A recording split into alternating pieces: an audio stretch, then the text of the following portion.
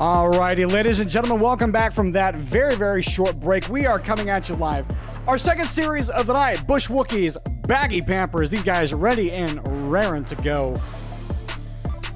And yet another matchup in our Hardwire Division. Both of these teams, they would also like to get their own wins, as Baggy Pampers is sitting still undefeated alongside the Silvermanes and the Big Bird Club. Bush Wookies 1-1.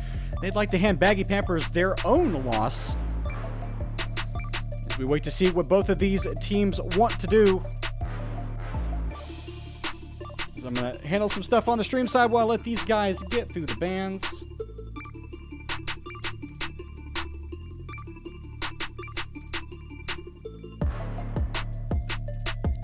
And we'll go through bands real quick. Mundo, Syndra, Brand taken off the board as it's Thresh, Lilia, and Janna denied away from the Bush Wookies.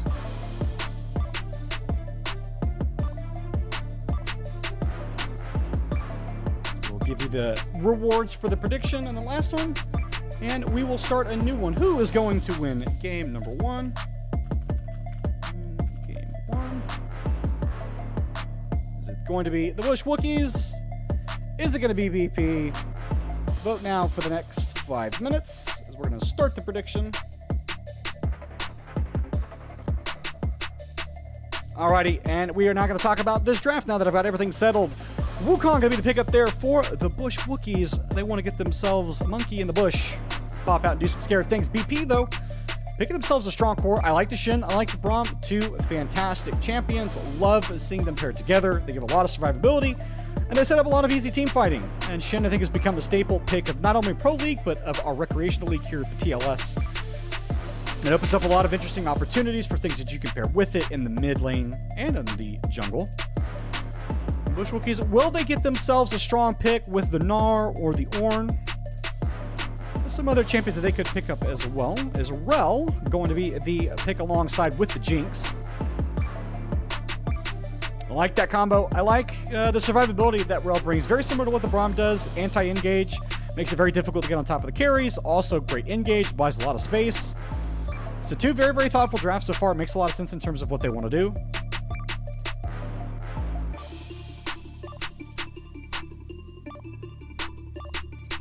See what the pickup is going to be here. Is it's going to be the Ashe paired alongside the Braum. Double Frail Yordians. What will the second round of bans hold? I think it's a good tri-core here for both teams. Obviously just trading jungle pick and top pick respectively. Two great bot lane picks, I think. Typically you see the Seraphine with the Ashe. I think that's generally the combo that a lot of people like to play with her just because of how easy it is to kind of maneuver around. You get the damage, you get the healing, so you get a lot of versatility with that champion. But the Braum is just as good, I think, especially into some of the frontal engage that Bush Wookies are building. And also, you just straight up deny the Super Mega Death Rocket from Jinx, so it just makes it easier to avoid that damage. As Baggy Pampers, they want to get rid of any potential easy engage, so they're going to take away the Ornn. I'd like to see a Gnar ban here if you want to go the Shin. I think that's like one of the immediate boulder lanes, or the Renekton.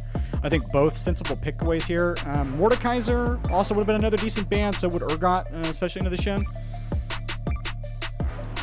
Interesting that Bush Wookies are banning a Scion. It signals to me that maybe they think that that Shin is not 100% committed to the top lane, and they suspect that maybe it will go jungle. I would be really surprised if it were to go to the jungle. I think just because of the difficulty it would have into the Wukong. I think Wukong's just a better ganking champion.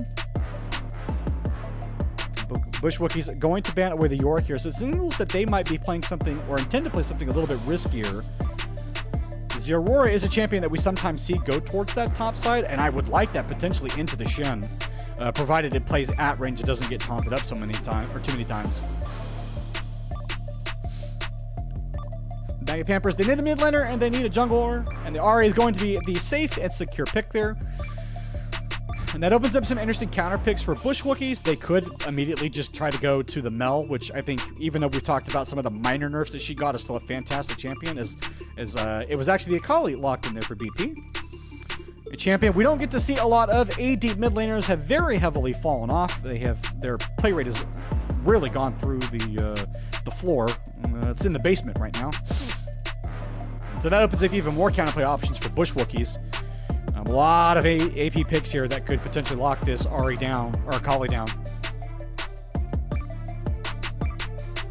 Is Orianna going to be the pick up there? I like that. You want to talk about a control mage making life difficult for the Ahri? The Bush Wookiees drafting the Orianna is a great way to do that. Makes it very difficult for the Akali to get a clean engage. Plus, you have some great delivery systems with your Orianna Ball.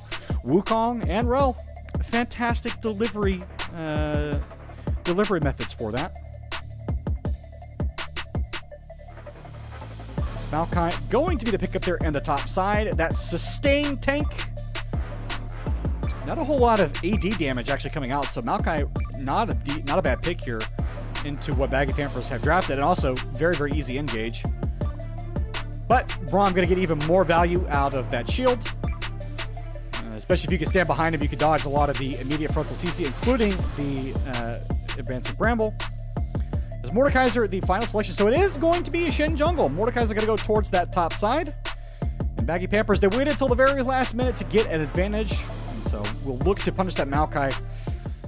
But Bush Wookiees, they did not have such a fun time against Psychosis in their last matchup. That was a pretty nasty 2-0. So they'll be looking to right the ship. BP, they want to continue their contestation, whatever it is, for that first place slot. They want to get to 2 wins along the team that just won in Silverbanes and alongside BBC. They want that standing graphs to read a nice first place across 3 different teams. And BP actually playing a lot this week. This will be the first of 3 times that they play this week. They have a bunch of matchups. So if you are at all interested in this this tricky little squad, make sure you keep up to date on our social media, Discord GG on X for all of our scheduling stuff and all of our matchups. And then, of course, just catch the streams here regularly. We will be streaming every day this week. That's right, Monday through Sunday, streaming Monday, League Extravaganza. As we have a lot of games. We have 9 games this week. Almost a full schedule, almost a full 10. Which is what we would normally have outside of some scheduling conflicts. But yeah, BP, this is going to be the start of a very, very long week for them. And so they would like to start it off with a win. You know, and if you can get to that 2-0 win spot, it gives you a little bit of breathing room for later on in the season if you get tired or if your team starts to drop some games against some better opponents. And not to say that Bush Wookiees aren't one of those potential better opponents, but, you know, it's a 1 win and 1 loss, and BP haven't lost yet, so they'll look to continue that. Baby Josh getting tagged up here quite a bit. Wants to see if he can return the favor on MZC, who was Bush Wookiees a player of the game that first week. They went 2-1 in that series, but MZC definitely a huge part of that win. Gave him the player of the series. In this early game, kind of going the way that I think we would expect it to go. Jinx and Rel just a little bit easier to trade with. And easier trading patterns as well. Braum just doesn't have a lot of good ways to get those early engages. He's kind of at the mercy of someone engaging into him. And so they'll be underneath this turret for the foreseeable future until someone comes to jail them out of that state, or until someone overforces on something and then Summers get traded. I'm interested to see how this jungle matchup's going to shape up as well. Tacos, another part of a Bush Wookiees win and their success. When he's hot, you know, they have a lot of success through him. It's easier to win games. And Silver, he's just going to have complete control of his top lane. It's Mordekaiser, and you know, once he reaches level 6, he basically becomes ungankable unless you just have him at like a sliver of health. And so mainly Hooli's job is just going to be to keep him in check, just prevent him from getting out of hand. As long as you go even in lane in Hooli, as Hooli, as long as you don't die early, you're going to call that a win until you can start to build some magic resist. I'm interested to see what Silver will build first on that Mordekaiser. Most Mordekaisers tend to try and go that Riftmaker, just for that sustained damage that you get the longer you take a fight. But unlike our last series, very, very quiet early game so far.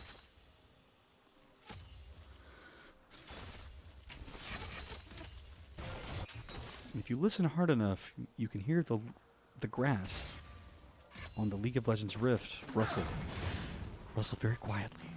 Shh, I want to hear the grass grow.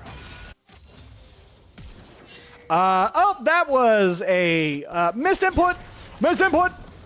As Jarrell going to be missing that flash. That is very, very unfortunate, and now is going to be massively regretting that when eventually they get ganked. And so if you're 3 tacos, please, that is a glaring, flashing light to come and gank that lane. As that is not going to feel so good for them. And Brucey is going to be happy to put some damage down. MCZ going to step in the way, make sure that there's no further follow-up onto the Jinx. There's Jarrell. He has got the empowered Q, so he's going to put the barrage of arrows into the backs of both members of Bush Wookiees.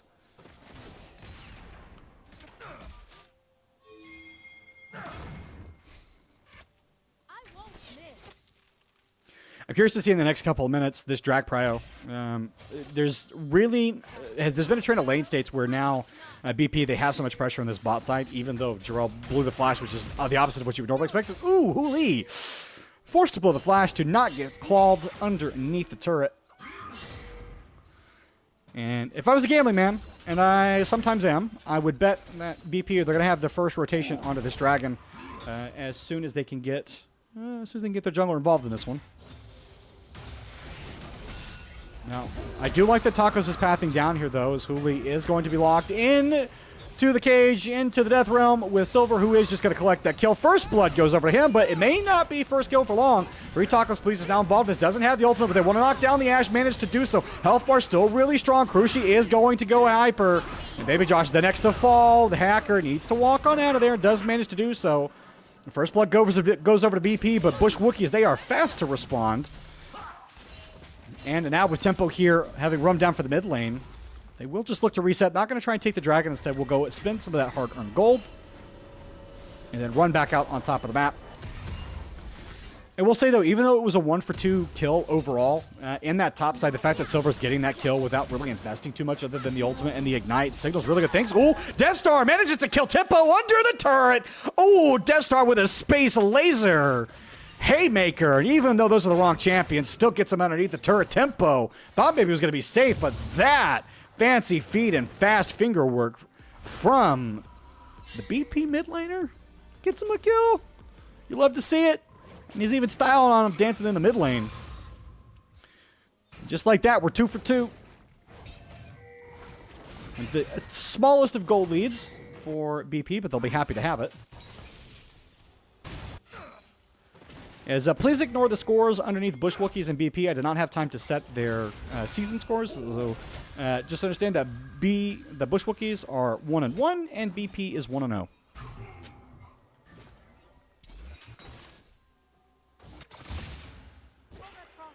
Now that Tacos has level 6, I want to see him come down to re-gank this lane.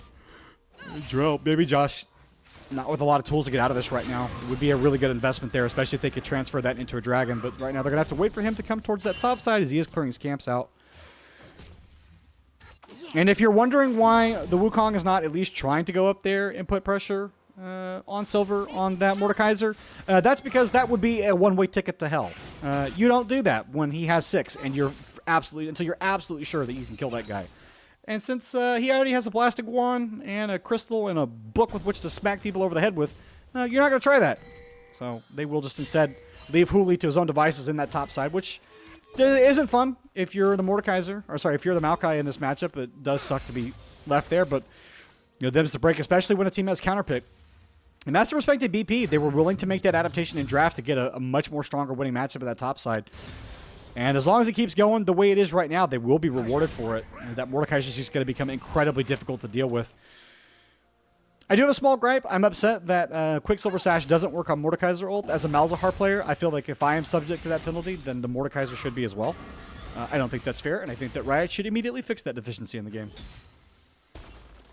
I digress.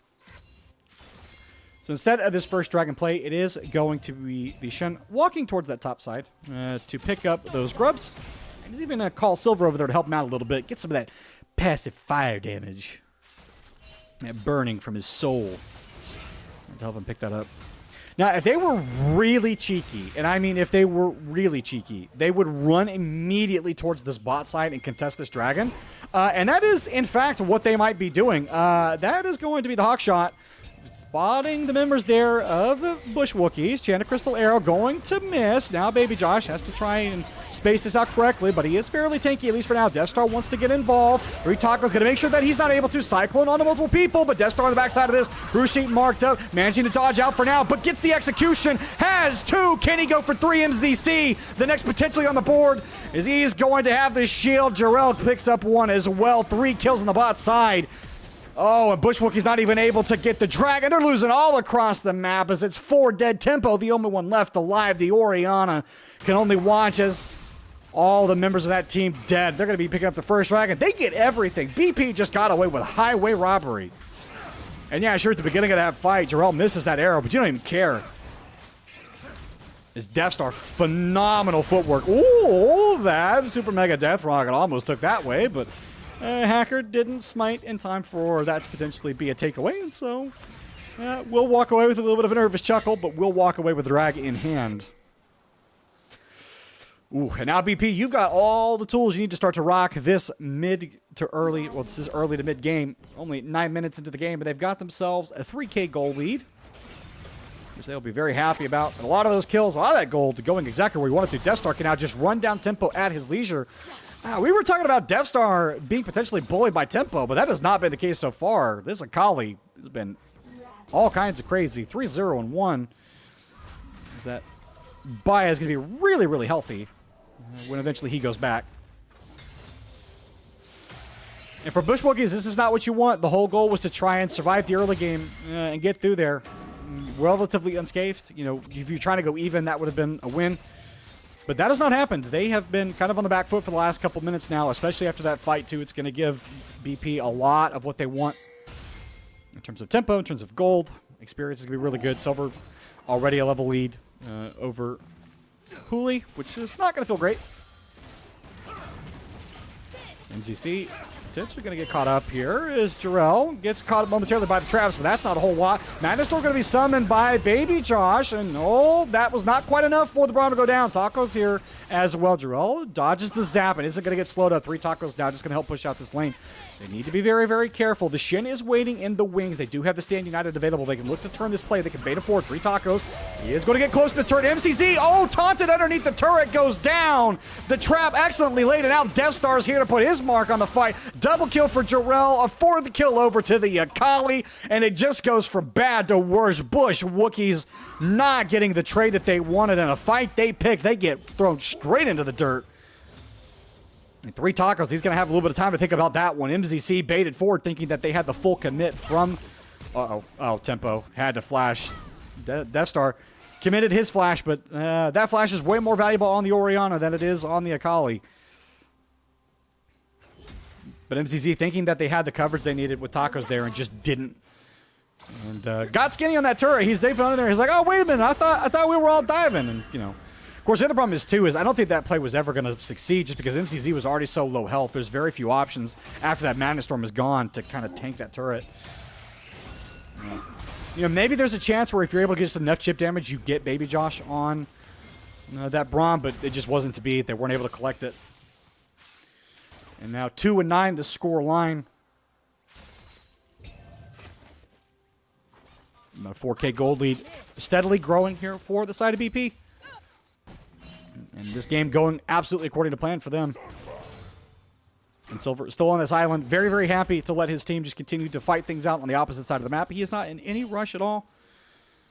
And even if he was, it doesn't matter. He doesn't have teleport, so he's not going anywhere. So he's just going to make sure that Hooli gets locked into this lane.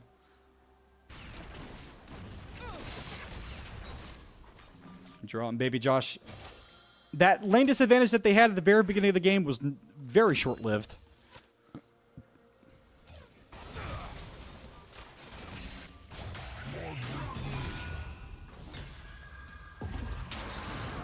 Silver. He's going to lock Hooli in this 1v1 the turret. He should be fine. He's going to take a couple turret shots, but that's not what you wanted. Hooli, you were out, buddy. That ultimate was about to end, and you could have walked away and instead decided to go take the E back in. That's not what you wanted.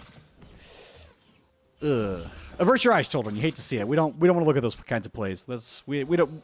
Our Maokai enjoying players don't make those kinds of plays. It's not what we generally deem as acceptable. Speaking of acceptable, Death Star going to be seeing that kill as very acceptable. He's unstoppable on this Akali. 5-0-1 has been a menace. Hacker is here. Up, MZC. This is the shades of the play we saw just a minute ago. The Hacker's going to get the taunt. Jairus on the backside, but Taco, he's just trying to buy a little bit of space. He has only a little bit of time to work with. He's going to get the kill. MZC going to be getting the benefit of the Stand United. Jarrell was getting the benefit of that. MZC is going to be the donated double kill. Flash forward taunt. Huge. Can they take the turret? Jarrell wants to get it. Oh, one more auto would do it, but dies to the turret. One given over to the Jinx. A little bit of a misplay there, but still, for BP, you're happy with that. That's okay. Yeah, you give over them some of that shutdown goal, but what does it matter? You just got 2 kills. Very happy with that lane state. Oh, Huli, this is just going from bad to worse. He has had absolutely no agency in this lane. He has been on tank duty, on suffering duty.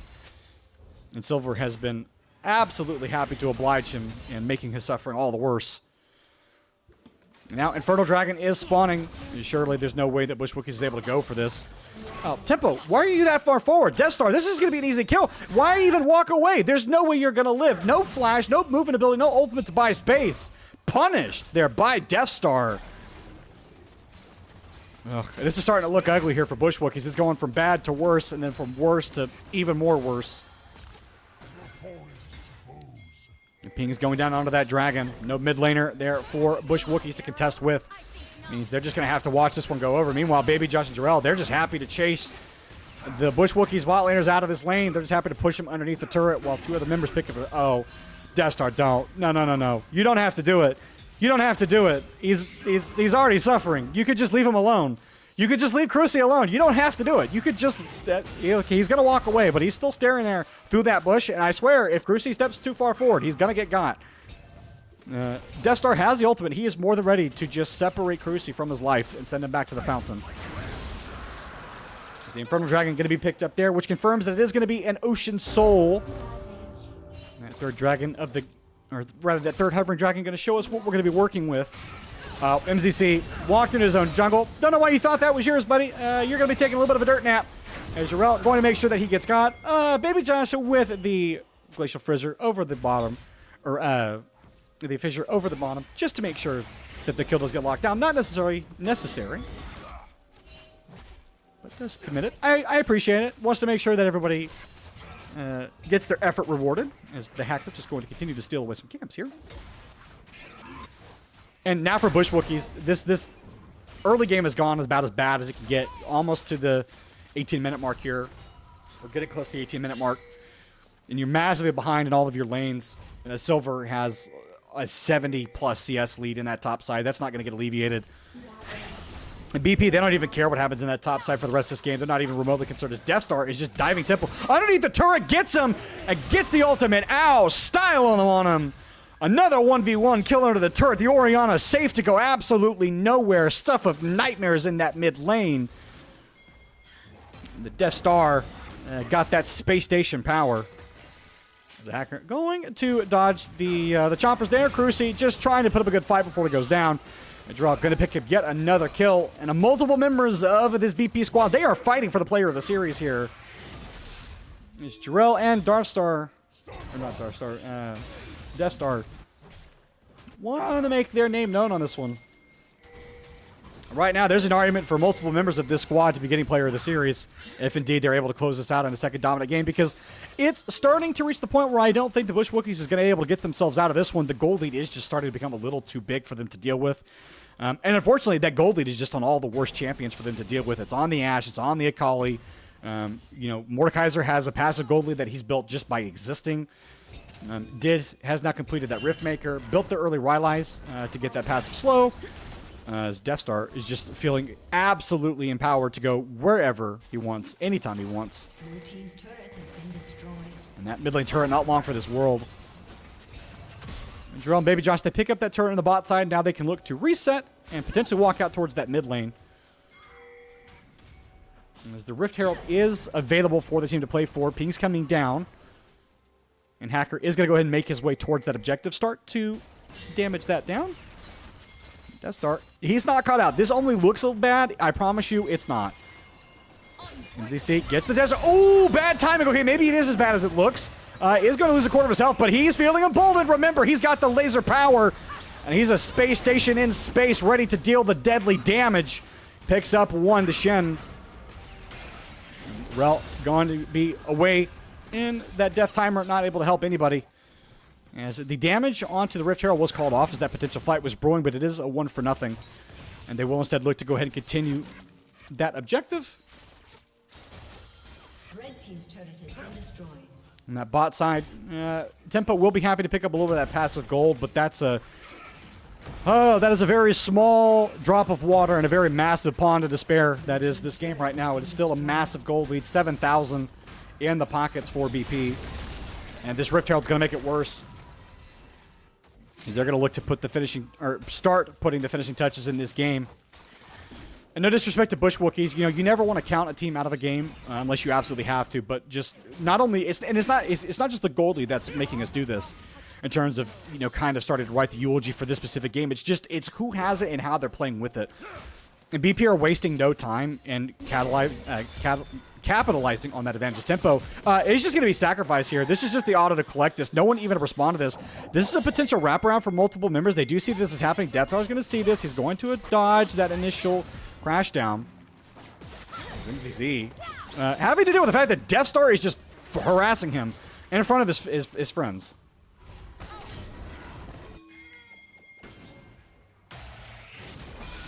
And for Bush Wookiees, I think at this point you start trying to figure out how you want to gracefully kind of close out this game. Just give a little bit of a fight to make it not hurt so bad, and then maybe even start having discussions about what you want to do in the second game, because there's really not a way back in there for this one. It would take multiple catastrophic poorly executed fights for BP for them to come back in. This one is Carusi just doing everything he can to get the hell out of there. And Tacos can't even egress into his own jungle. Is just forced to watch as all of his stuff is taken. This constant pressure being put across the map here by BP. It's a testament to how strong this team plays. And for their smarts. They're going to pick up their third dragon, move to drag point. And now Bush Wookiees, who are already in a really, really bad spot, they're going to be forced to contest this next dragon if they even still think that they have a chance in this game. The Twisted Advance is not going to find the Mordekaiser. He was able to just mosey his way on out of there, able to outrange it, and so it just fizzles out. So there's no potential play on that Mordekaiser. Meanwhile, on the bot side, Deathstar doing Deathstar things. He's just, this isn't a planet for him to blow up, but, a turret feels nice to destroy. And Tempo will be a nice kill to get collected. He tried to throw out the Shockwave, and animation canceled because Deathstar killed him so quickly. That is how ahead this Akali is. He can out-damage an animation on an ultimate. Like, the speed of how much damage he does is faster than an ultimate can confirm. And 3 toggles, please, might be the next sacrifice here. Deathstar, does he take that ultimate, or does he take that E back underneath the turret? Surely not.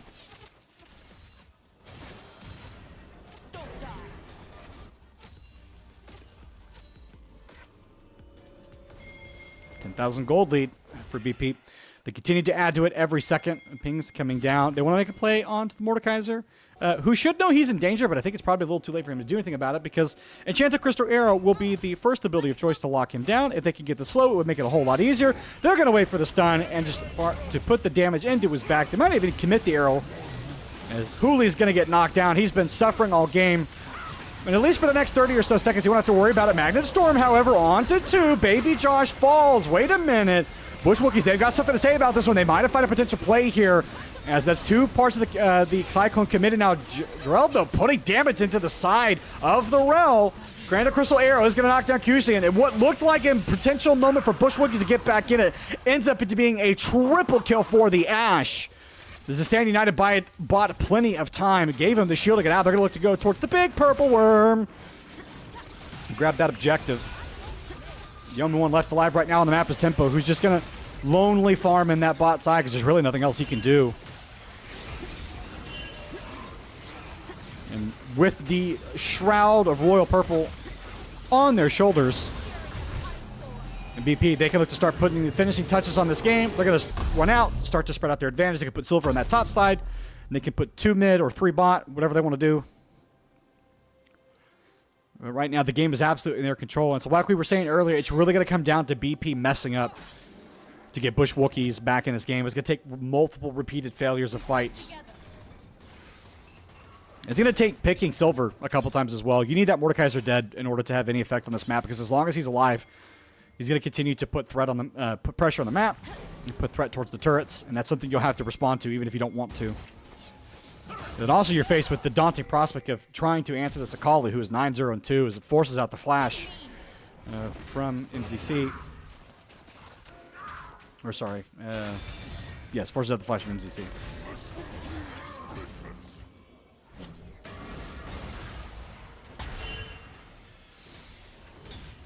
Trying to think of ways that Bush Wookiees can potentially get back in this one, but there's just not many. Oh, it's disgusting. Death Star, you didn't need to do it, and I appreciate the style points for it though. That was so well executed. That has been the story of Tempo's life for the last like 15 minutes of just being dove underneath towers by an Akali that takes like 10% damage.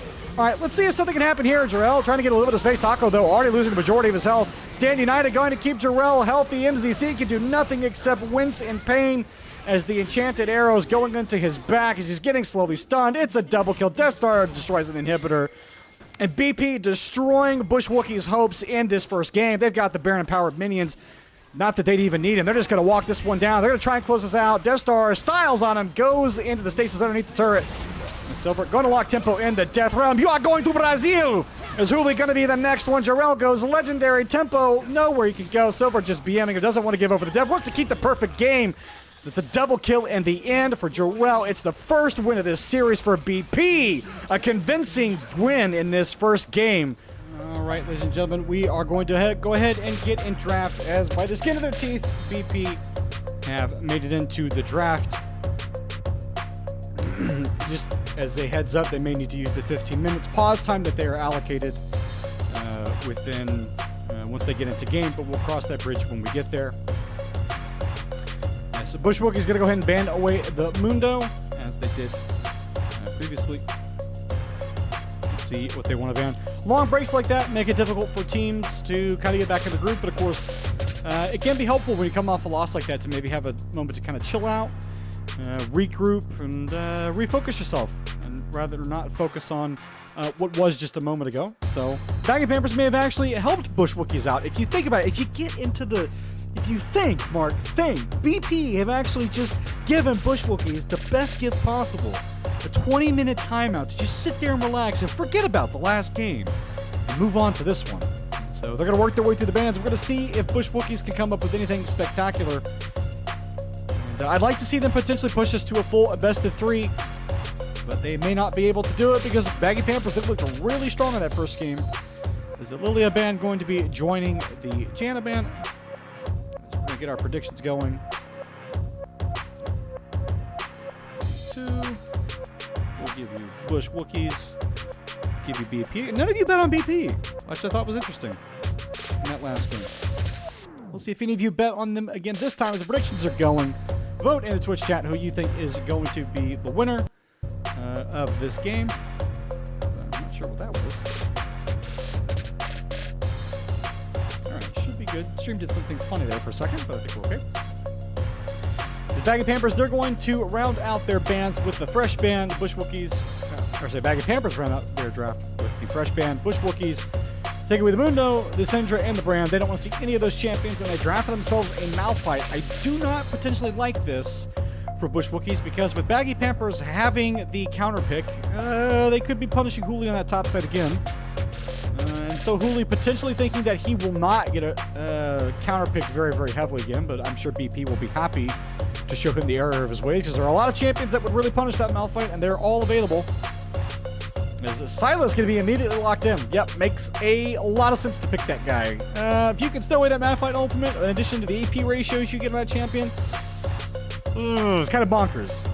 Potential draft blunder there a little bit, and so this is going to make Bush Wookiees have to be all the more cautious of what they want to draft, knowing that they are giving over tools to the Silas, unless they have a plan for that Silas, which they may not. What will BP prioritize here? Maybe a jungler here, as no, it's going to be the Scion. So that Sylas is a flex to the jungle or the mid, and that Scion is also a flex from the top to the jungle. So mind games going on here for BP. They can choose to, ooh, okay, Bush Wookiees.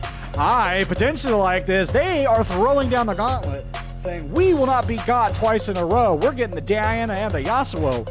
A little bit of Wombo combo. Malphite, Diana, Yasuo. That is a hell of a trio. That is a lot of damage, a lot of CC, and a lot of follow-up. That is a plenty amount of engage. Bush Wookiees, they want to give themselves an execution comp. Baggy Pampers will grab themselves the Pantheon. That Pantheon still technically a flex towards the top and the jungle, so we yet don't actually know where BP are going with all these picks. These top 3 picks are very, very flexible right now in terms of where they want to go. The only thing we know for sure is they're probably not going towards the bot side, so we can start to see what Baggy Pampers wants to ban out there. They can start to ban out some other mid lane and ADC picks. Or no, sorry, support and ADC picks. But they do need to get a couple for themselves. Smolder, that safety going to be taken away. Ezreal also going to hit the ban board from the side of Bush Wookiees. Makes sense. And they want to avoid having to do with any kind of poke that isn't absolutely necessary. Bush Wookiees right now, though, they're a little short-ranged, so they need to find themselves a little bit of poke, a little bit of distance with which to set up some of these other champions. They've got plenty of engage right now. They need to grab themselves a little bit of safety. BP would like to deny that. Interested to see what priority they're going to put on taking away. And yep, the Poppy going to be hit the ban board. They don't want to see that champion. Some fantastic ults, though, on the side of Bush Wookiees for Sylas to steal. And this 1v1 matchup against the Yasuo would be a little bit more difficult for Sylas, just because getting in the melee range of a Yasuo is very, very difficult to deal with sometimes. But towards that late game, that Sylas can become an absolute menace. And Zyra going to be the takeaway there from Bush Wookiees. They want to deny any additional safety. The champion that can just say no to your engage is not something that Bush Wookiees want to have to play against, so they make sure that they don't have to play against it by removing it from the game. I have to say, this is a hell of a gamble on this draft by Bush Wookiees. They're gambling that they're going to be able to make these engages work and that they're going to have the synergy and the shot calling. As a BP, they're going to draft the Sivir there, one of those last few champions that actually has some inbuilt safety. Has that inbuilt spell shield, so it can deny at least one form of CC. Bush Wookiees, they want to add even more? Is this a Skarner support? That would be potentially interesting, unless it was a Malphite flex towards the support role. There's some tricky stuff going on in this draft, but Bush Wookiees drafting all kinds of CC. So Skarner is going to get locked in there. It could be a Skarner support. It also could be a Yasuo bot lane, now that I'm thinking about it. That would be a very solo queue-esque thing to happen. Yep, I'm thinking it's going to be the Yasuo in that bot lane. Yeah, so it's going to be Yasuo, Malphite, potentially in that bot side, or Yasuo, Skarner, Diana jungle, Yone mid. I don't know. Because the problem is that the Yone should be going mid lane. It's definitely Yasuo bot, I think. The question is what's being paired with Diana jungle. The question is whether or not it's the Malphite or the Skarner going to the bot side with it. Is Rakan going to be the ambulance pick there for this to pair alongside the Sivir, make sure they've got some safety and some passive engage. We are on to the Rift after a significant delay, but still here. It's BP. We'll see if they've still got it together after that significant break. And, we'll see if there's any frustrations from the side of BW after having been forced to wait that long. I'm sure there will be plenty of discussion about the controversy of pausing a game that long and of course, the amendment of the rules that will inevitably come down. So, Krushi, MCZ, Tacos, Tempo, they're walking towards the side. Let's see if Drell wants to do anything. They'd like to get an early kill onto this Sivir. Ping's coming down. So, it seems like they're aware of it. So, BP not going to get caught off guard. Instead, everyone will just place a ward and move on out. As the minions going to work their way towards the lanes. All right, everybody, hello and welcome. If you're just joining us after our significant pause, BP, they are up 1-0 in this series. BW would like to find a way to get back into it with a win here. They drafted a very aggressive comp to do it. Skarner, Diana, and a Yone with the Yasuo and the Malphite. That is just the definition of Wombo combo. You get hit by a little bit of CC, you are for sure going to get wrapped up.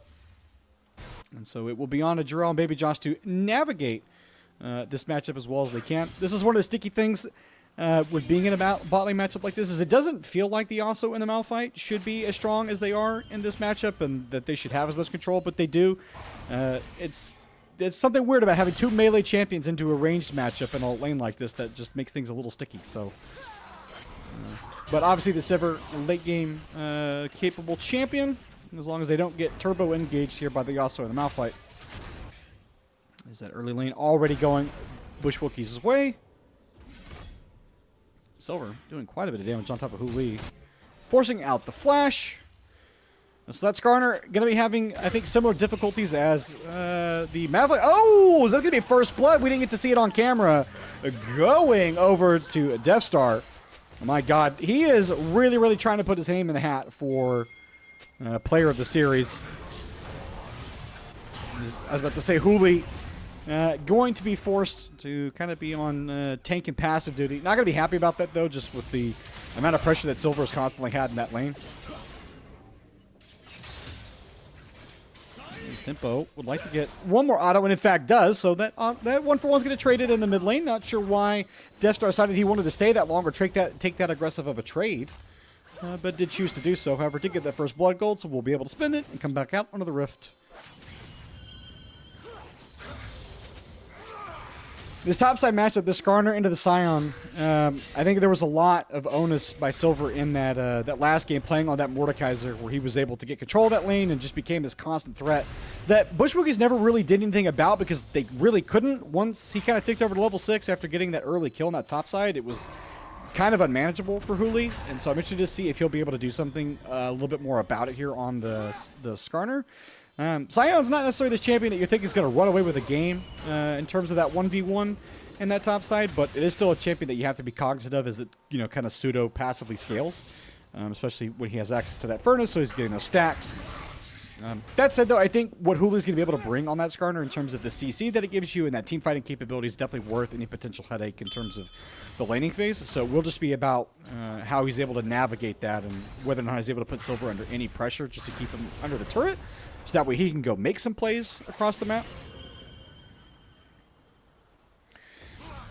The other part that's going to be important in this game is keep eyes on the jungler.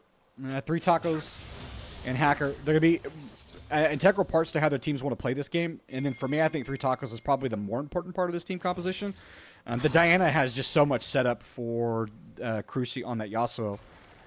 And I think it'll be big for him to find these great engages to make sure that they get the most out of it. Because if you have a Yasuo and a Malphite that really do nothing throughout the majority of this game, then you've kind of lost the sort of the intention with picking those 2 champions in terms of going for aggressive team fights, finding some aggressive skirmishing. And so look to see 3 Tacos get involved in that bot side. That's really where you want to harvest the most meat because you've got more champions in there, so more bang per buck. Especially when you're thinking about the Yasuo ulti plus the Malphite ulti. Speaking of getting some ganks off, mid lane wouldn't be a bad place to start either. Especially if you can get Death Star low.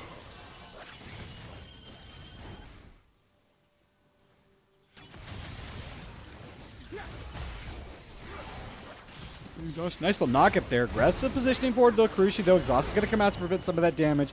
Wind wall as well, just to make sure that some of that damage isn't sticking from the Sivir side, and they will back off. As Death Star, once again, going to have Tempo's number in that mid lane, and with no teleport to come out there, he's going to be losing a significant amount of minions under the turret, losing some of that CS and some of that gold that's going to suck.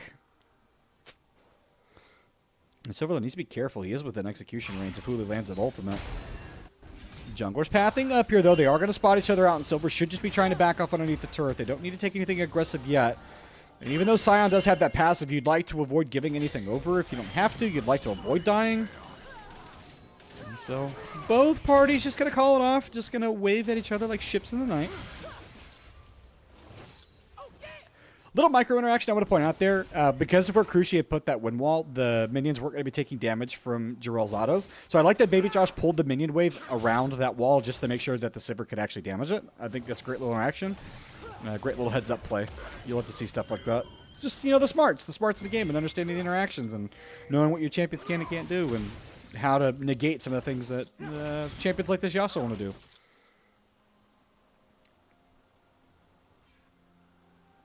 Going to continue to hold this wave at a slightly awkward spot for Cruci and MCZ because they can't get too far forward without committing at least some of their health bar. This pink's coming down in the mid lane. Death Star has the level advantage, has the Conqueror proc tempo already below half health. Just got back to the lane about a minute ago. Not going to be feeling too good about that. And that will be, I think, the story of this series if it continues to go the way it is right now, is Death Star having Tempo's number abused him on that Akali in the last game. That Orianna was just never safe to move anywhere throughout the map, not even underneath turrets.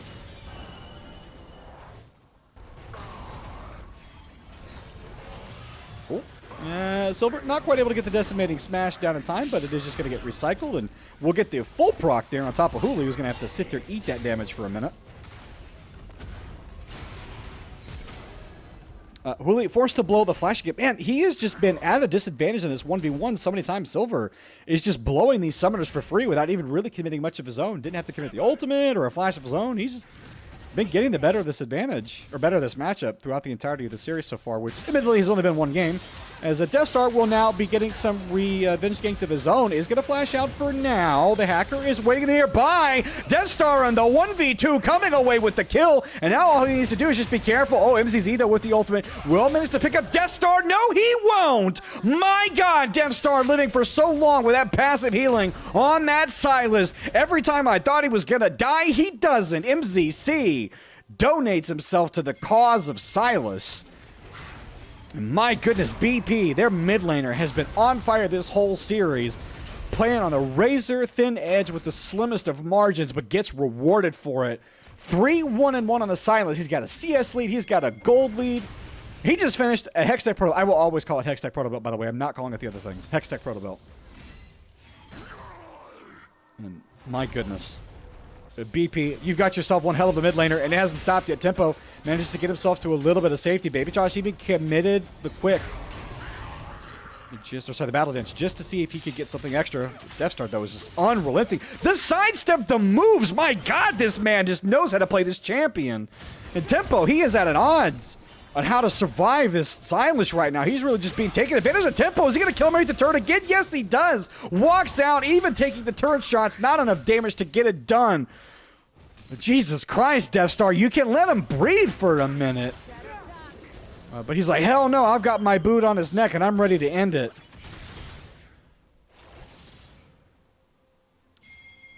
Oh, and BP, Death Star, not wasting any time, wanting to make sure that his player of the series candidacy is locked in. The mid lane, though, Diana trying to fight the Silas, does manage to do so. Pantheon ulted now committed towards the bot side. He uses the E to get a little bit of space. MCZ, though, should be going down here. Doesn't have the flash to get away. Isn't going to get knocked up by Baby Josh, and needs to be careful. Exhausted. The ultimate comes, or sorry, the wind wall hits. Not the wind wall, the tornado hits. My God. But dies before he can actually activate the ultimate. So 3 still strong here on the bot side for BP. And right now, the story of this game, and I don't want to harp on it too much, but it's really hard not to. The story of this game is, assuming BP continue to play the way they are and close this out, is going to be the story of Death Star.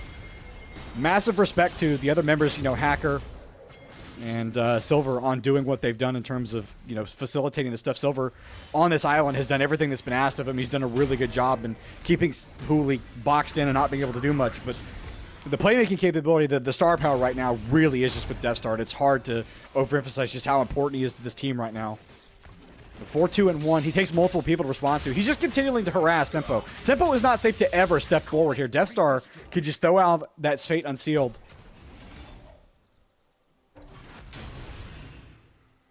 And Tempo forced to back yet again. He has been unable to farm just because he's been getting damaged so badly. And the fact that he's even within a couple right now is a testament to at least his discipline to try and focus on getting that CS. But it's going to get harder and harder as the game goes on. There's that Dark Seal in the pocket for Death Star. Now Ping's coming down towards this Herald. BP, this is how it was last time. They traded an aggressive Herald play into a Dragon fight, and that gave them what seemed to be that advantage that never ended. As Death Star going to ult back across the wall and make his way towards his friend. Hacker will at least get one tempos here now. Death Star already used the ultimate. Hooli is going to manage to get on top of one. Silver not yet joined in this fight, but he can choose to do so. Hacker's still very, very healthy. Now Silver's going to get involved just to buy a little bit of space, but a lot was committed onto Hacker to not get really much for it. Health bars chunked down. They can look to pick up the 2 grubs of their own, but won't be walking out for much more than that. And honestly, if you're Bush Wookiees, you're just happy that Silver really didn't have enough mana to do much in that fight because, you know, if Baby Josh is there with the ultimate in hand and you have that Scion start to engage, that fight starts to look quite a bit different. But BP with good discipline, recognizing that they didn't have the ability to fight there because Death Star had already used his ultimate. So they were missing a big engage tool, missing a big damage tool, and so just chose to back off, which I think is fair. As Hooli is going to get his backstop. Very sneaky from Silver there. As Tempo now going to get hit underneath the turret. Death Star, all the damage in the world. Yep, just sign, seal, deliver. Hooli now running for his life. Gets Decimating Smash, enough damage to put him within auto range. He's dead. Tempo's dead. BP, they're running the Rift right now. They're going to work towards this dragon. And this draft idea that Bush Wookiees had is really just not bearing much fruit. They've been trying to get to this point where they can get involved in a team fight, and they will manage to get Death Star, at least for a moment, who took the Malphite ulti out. Cruci and MCZ, they want to follow if they can. Death Star's going to walk all the way out of this one. The health bar still really good for this one. Cruci not in the spot to fight. He's on the backside of this. Taco manages to slay Death Star, but that's only one person down. Hacker goes the next to follow, but it's Baby Josh and Jarrell managing to take away the dragon. They want to walk out of this one. MZC is going to get slowed. This surely should just be another kill. Jarrell flash forward. Is going to pop the ghost to get a little bit of movement speed. A couple autos into the back of the Rockman. Gives the kill, but they lose the dragon. And so Bush Wookiees happy to manage to steal away both of those neutral objectives that BP was looking to start. And even as is about to admonish BW not being able to make this draft work. This composition that was clearly just team fight, team fight, team fight. You know, try and get an early advantage and snowball that into aggressive plays around the map. I was going to admonish them, but not really being able to deliver on that. But that's exactly what they're doing now, at least in that play. So massively down in kills right now. It's 4-10. But the goal is only 3,000. They can start to recoup that if they can push in 1 or 2 lanes to start to get some play. Oh, Death Star. No, you don't have to do it. You don't have to. You just let him go. This is a tempo. Just not safe. Whoa. Those chains land. Tempo's in for a world of hurt. Death Star is not afraid of Tempo in any way, shape, or form. Knows that Diana's not there to help. Going to stop Baby Josh. Uh-oh, that's not what you want to Cruci. Playing with fire. But you can only do that so many times before you get burned. Just stepped a little too close to the Rakan. He gets sent straight to the grave. Drell gonna be happy to pick that one up. 2-0-2 on the Sever. Not by any stretch of the imagination the star power that we have been seeing from Mr. Death Star, but still powerful in his own right. As Tempo, that was a little bit awkward. Wanted to get in range, I guess, to manage to get the stretch forward. Stretching forward to stretch forward, yes. And a sophisticated caster. But just wanted to make sure that he was in range to get that kill credit there, which I think is important because Tempo's really been struggling this lane. Like, he is down an item to a mid laner, which has already completed it. And so I think that kill goal really needed to go on him.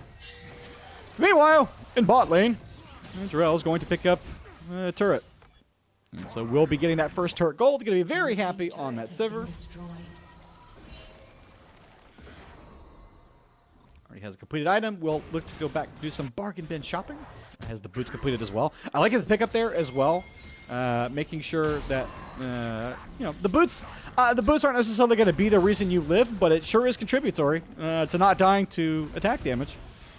And so I think great adaptation there, especially realizing that almost all the damage is physical from the side of Bush Wookiees. Really kind of with the exception of Tacos, who is building, you know, that level of magic damage.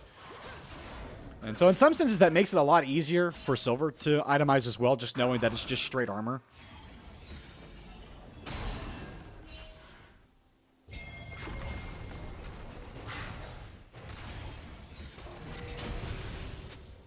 So we're just happily farming away, and this top side has just a little less than a 50 CS lead. Oh, Hooli might be looking for something here. They're waiting a little wall. no one really there to help him. There's no Diana, no Yasuo, so it's just maybe potentially looking to make a play underneath the turret. Silver doesn't really care at all. Huli tried to Tokyo drift it into the range to get Silver, but that didn't happen. Deja vu. I have been this place before, stuck underneath my turret, is what Huli is saying. Somebody please bail me out of this. I want this Scion man to go somewhere else. Just get some alone time with the turret, which he has really not had.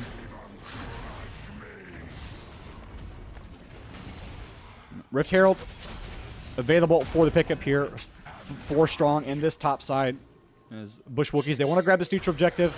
They want to be the one to be able to make plays across the map right now. And a great way to do that would be to pick up the creature in the pit and use that to pick yourself up a turret. But the question is where they want to use this, because they don't have any pushing lanes. They already have a bot tower down, so Death Star can kind of just roam wherever he wants to and respond to plays.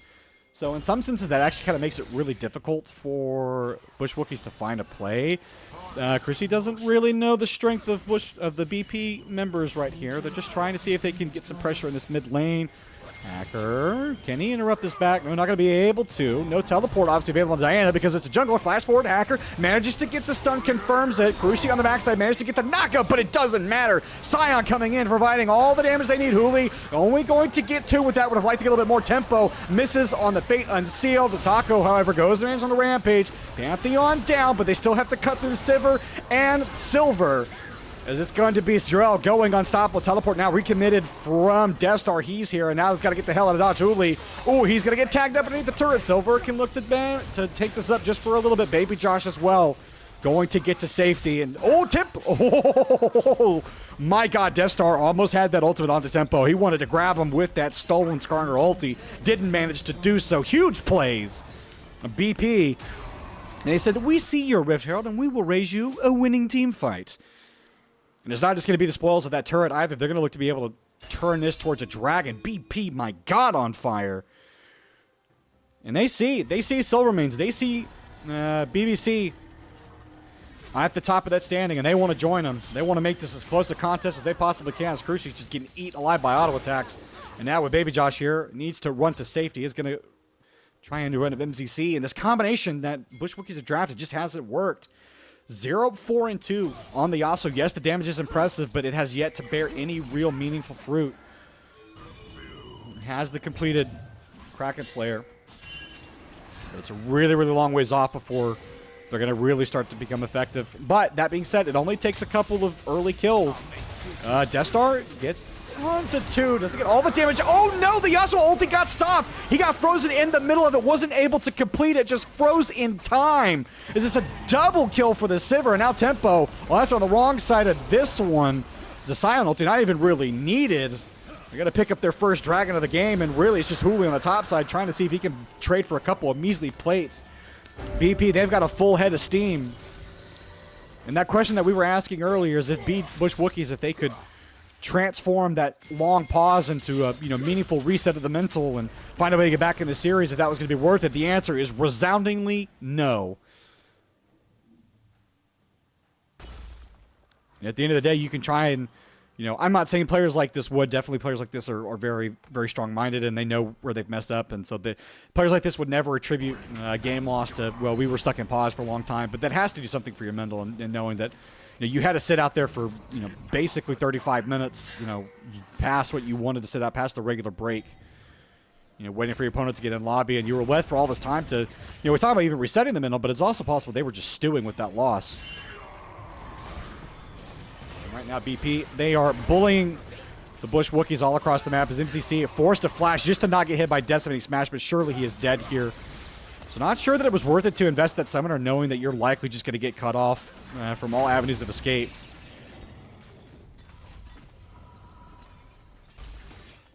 And Tempo, he's going to be on turret duty, just trying to trade for some of these plates. See if he can get something right now. But he is not the hope for this Bush Wookiee squad right now. Really, it has been down to 3 talkers just finding these engages and trying to set up the other members of Bush Wookiees, but there hasn't been much follow-up because everyone's just dead by the time they get there. And credit to BP and knowing which targets they need to hit. Has been destroyed.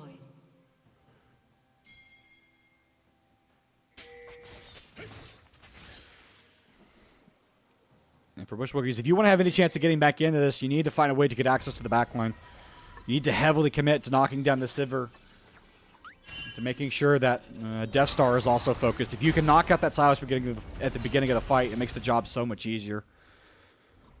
It's just his ability to heal and to reset. And the ultimates that he's stealing, he's picking the right one every time and getting absolute maximum value out of it. Yeah, was, really the only suspect ultimate that we've seen so far in this game was just when he went for the Skarner ulti trying to get tempo underneath the turret, but that was just a ego play.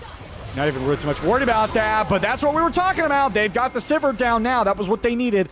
Hyper-focused onto there, but Death Star's now joined the fight, and it was a lot used to knock him down. It's a 3-man Skarner ulti stall, but that's going to be the pickup that they need. Tempo has now joined the fight. The health bars are getting deleted, and now, ooh, they may have found their way back into this series. Hacker manages to pick up one, but it's a 1 for 3 so far. Or sorry, a 2 for 3 so far. The major damage dealers for the side of BP, they are dead. Death Star dead. Jarrell dead as well. They're not going to be able to get this tier 2 tournament, so they're going to have turrets, so they're going to have to walk away.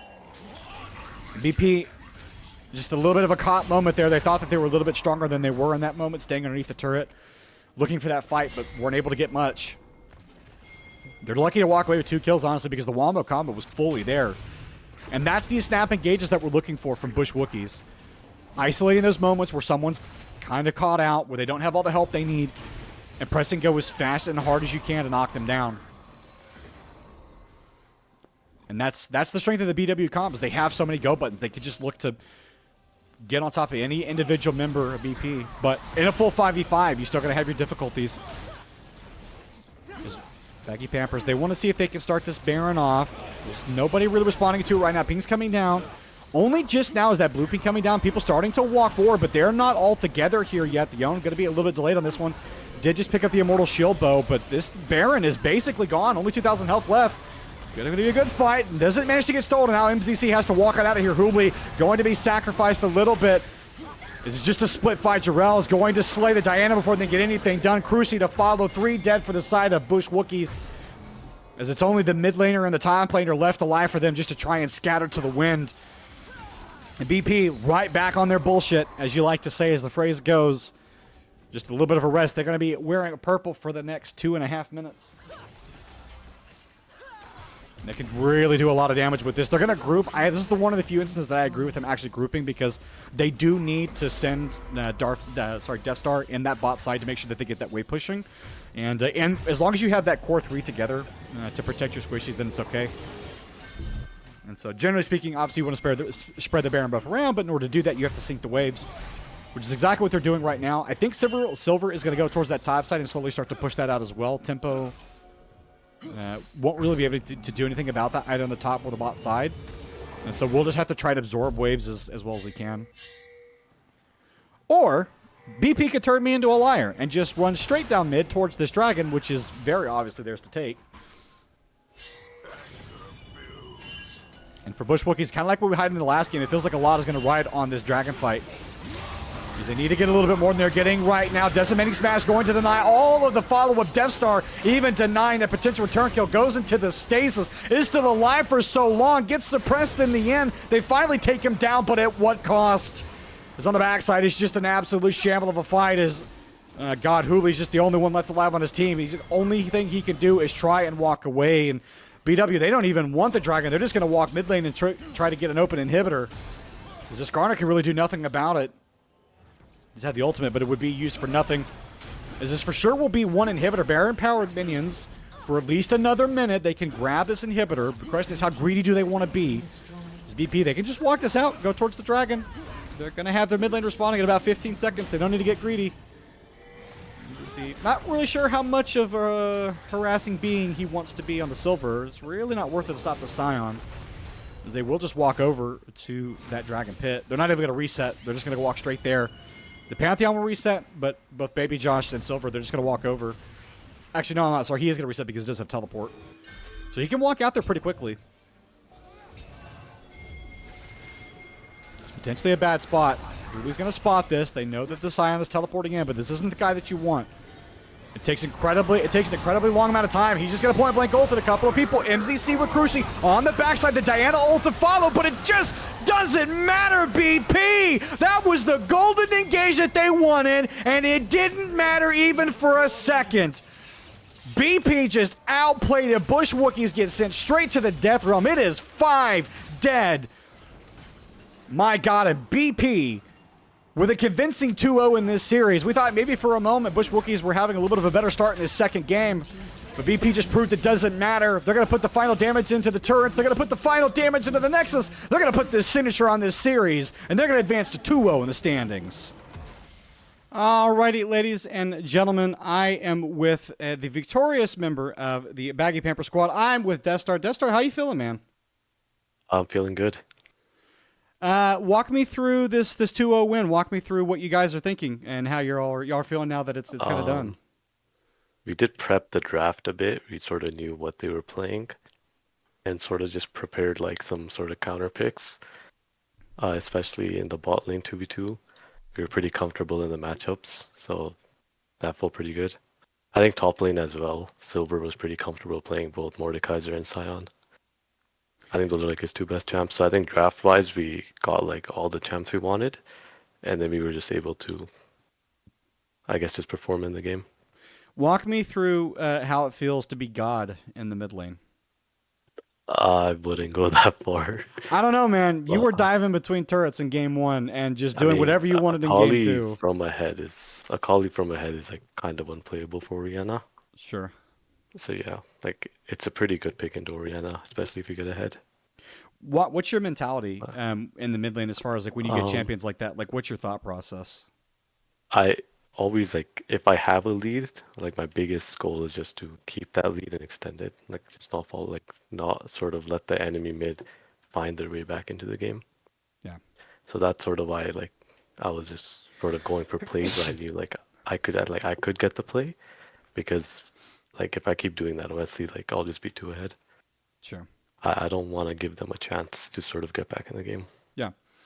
Who do you think, if you kind of had to pick a person, who do you think most enables you to be able to play that aggressively on your team?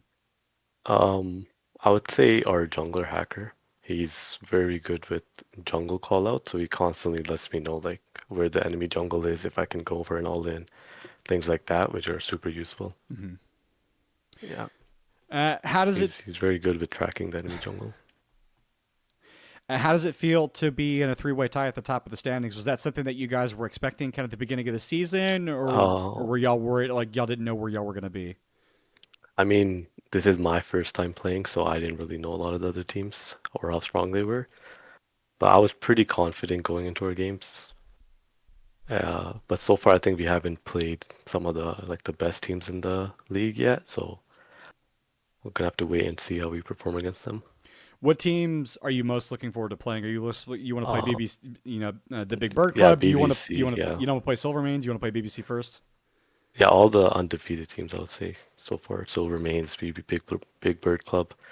Those are probably the 2 I'm most excited for, to sort of see how we do against them. Awesome. Alrighty. Well, I don't want to keep you too much longer. Is there anybody you want to give a shout out to? Anyone you want to say hi to? Any kudos you want to give? The floor is yours to do so.